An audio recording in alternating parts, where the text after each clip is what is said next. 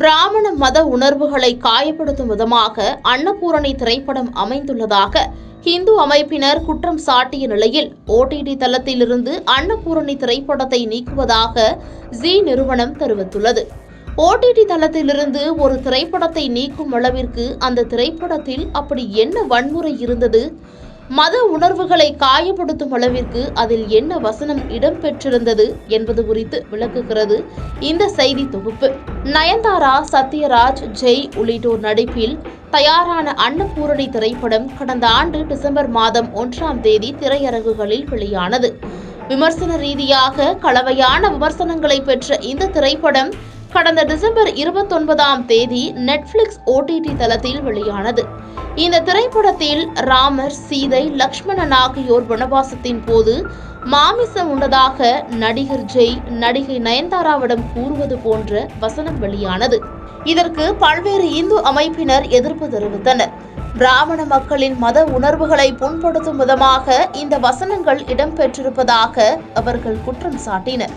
மேலும் அயோத்தியில் ராமர் கோயில் திறக்கப்பட உள்ள நிலையில் நாடு முழுவதும் அதற்கான கொண்டாட்டங்கள் நடைபெற்று வருகிறது. இந்நிலையில் இந்த திரைப்படத்தில் ராமரை கொச்சைப்படுத்தும் வகையில் அமைக்கப்பட்டுள்ள வசனங்களை நீக்க வேண்டும் என கோரி மும்பையில் வழக்கு பதிவு செய்யப்பட்டது. இந்நிலையில் அன்னபூரணி திரைப்படம் நெட்ஃபிளிக்ஸ் OTT தளத்திலிருந்து நீக்கப்பட்டுள்ளது.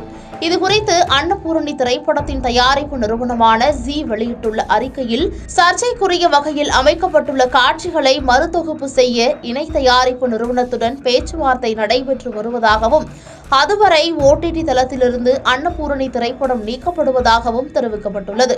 மேலும் இந்து மதத்தினர் மற்றும் பிராமண மக்களின் மத உணர்வுகளை காயப்படுத்தும் நோக்கில் இந்த வசனங்கள் அமைக்கப்படவில்லை என்றும் அப்படி ஏதும் புண்படுத்தி இருந்தால் அதற்கு மன்னிப்பு கேட்டுக்கொள்வதாகவும் அறிக்கையில் தெரிவிக்கப்பட்டுள்ளது. இந்நிலையில் பிராமண வகுப்பை சேர்ந்த சிலரோ ராமர் வனவாசத்தின் போது மாமிசம் உண்டார் என்பது உண்மைதான் என்றும் கூறியுள்ளனர். சீதையை ராவணன் கடத்திச் செல்லும் முன்பு வரை ராமர் காட்டில் மாமிசம் சாப்பிட்டுக் கொண்டிருந்தார் என்றும் தெரிவிக்கின்றனர். இதுகுறித்து பல்வேறு இலக்கியங்களில் சான்றுகள் இருப்பதாகவும் வரலாறு தெரியாதவர்கள் இதுகுறித்து பேச வேண்டாம் என்றும் தெரிவித்துள்ளனர். எதுவாக இருப்பினும் கலை இலக்கியத்தில் மத அரசியலை பூச வேண்டாம் என்பதே பெரும்பாலான மக்களின் கருத்தாக உள்ளது. பாதகம் செய்பவரை கண்டால் நாம் பயங்கொள்ளலாகாது பாப்பா, மோதி மிதித்து விடு பாப்பா, அவர் முகத்தில் உமிழ்ந்து விடு பாப்பா. அண்மை செய்திகளை உடனுக்குடன் தெரிந்து கொள்ள இணைந்திருங்கள் இயம்நாடு தொலைக்காட்சியுடன்.